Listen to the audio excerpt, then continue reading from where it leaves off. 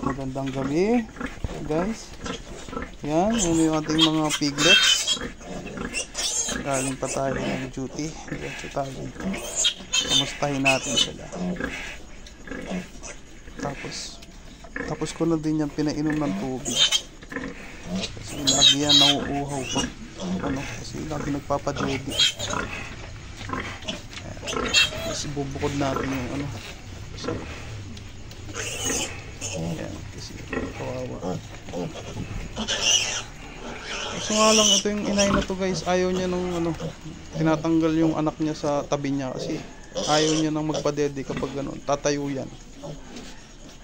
Nakakaawa kasi yung naiipit na maliit. Uy, yung maliit, kawawa. Napakabait ng inay na yan guys. Ayaw niyang yan, kagaya niya tumayo. Kasi binukod ko yung isa eh.